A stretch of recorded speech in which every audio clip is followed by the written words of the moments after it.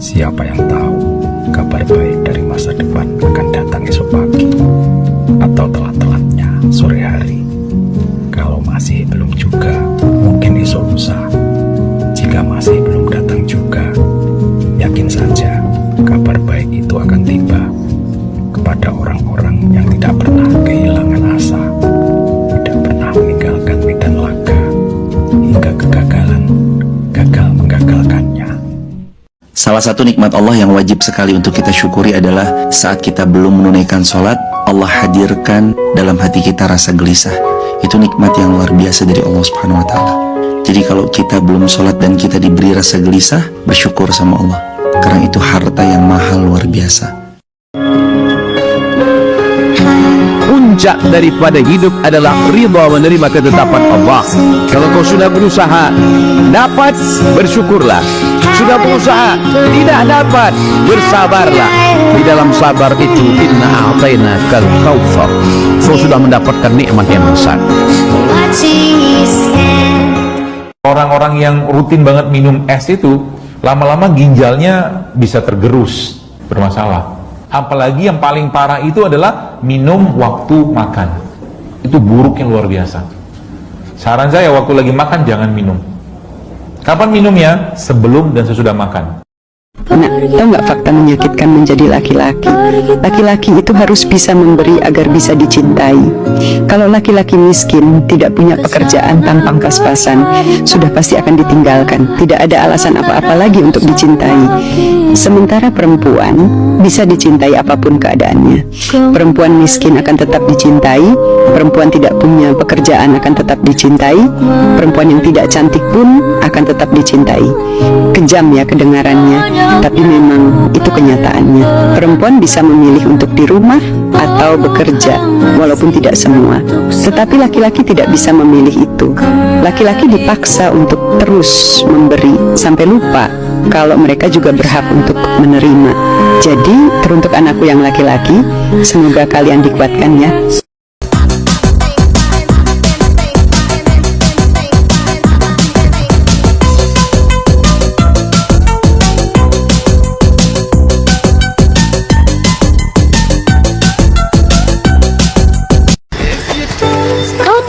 Tuan Fredrickson, ternyata alam liar tidak seperti yang aku kira. Oh ya? Lalu? Ini sedikit liar.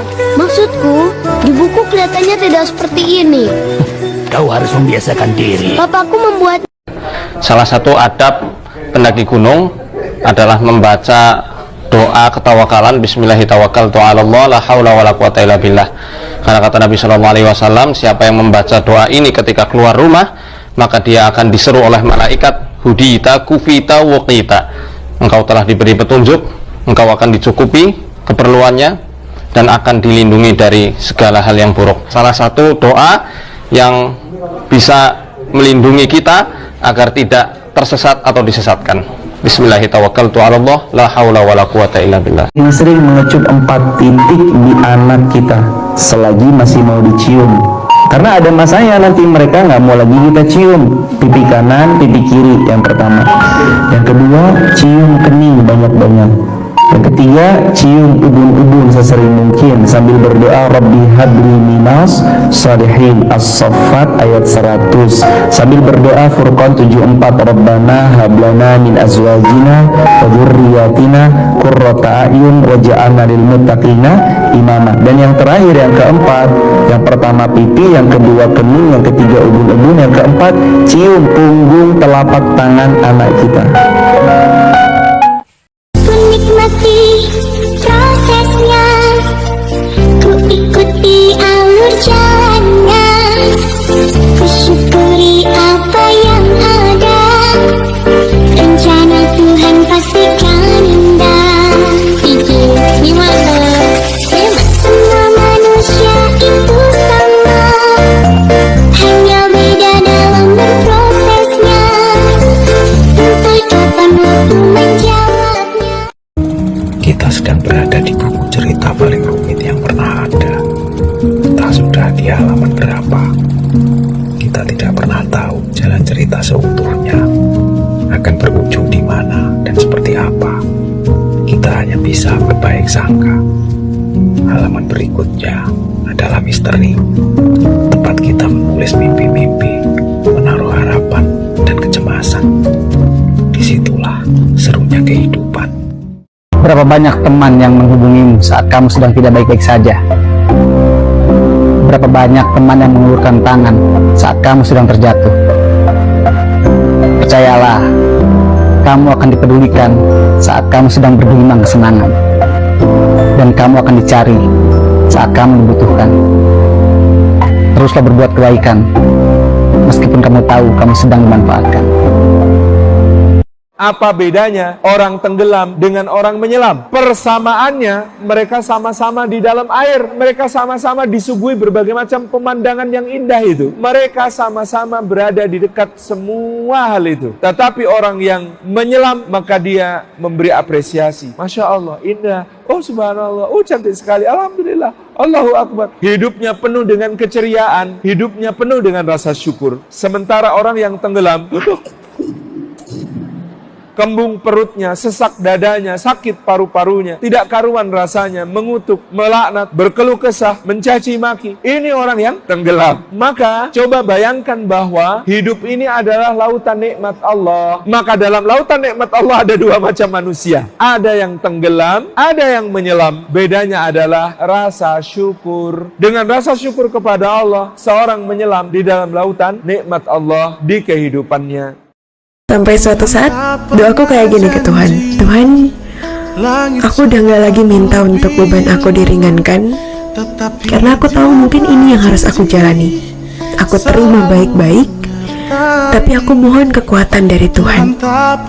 Aku minta untuk sabarku dilapangkan, aku minta untuk bahuku dikuatkan, aku minta untuk jalanku ditegakkan, karena aku gak akan bisa kalau gak ada kekuatan Tuhan.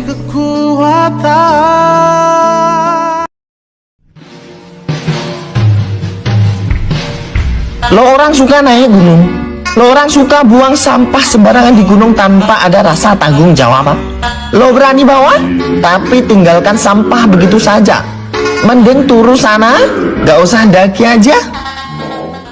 Jangan terlena dengan sehatmu, karena syarat mati tidak harus sakit. Jangan terlena dengan masa mudamu, karena syarat mati tidak harus menunggu tua. Jangan terlena dengan hari esok, karena boleh jadi hari ini adalah hari kematianmu. Tidak ada waktu yang terbaik untuk bersiap menuju pulang ke haribaan Allah kecuali sekarang. Kita ini banyak kesibukan, tapi ayo siap-siap. Tidak ada yang lebih pasti daripada mudiknya kita ke kampung kita yang sejati, yaitu kampung akhirat. Engkau dari pagi sudah kerja cari dunia. Masa untuk cari akhirat engkau masih malas? Kita tahu tatkala khatib naik mimbar, malaikat tutup bukunya. Tapi kita nggak peduli. Yang kita pedulikan hanya dunia. Seakan-akan tatkala kita semakin kaya, akan bertambah umur kita. Lihat orang-orang kaya mati semuanya. Dan apa yang mereka bawa? Toko mereka bawa, mobilnya mereka bawa, rumahnya dibawa, satu lembar kain yang dia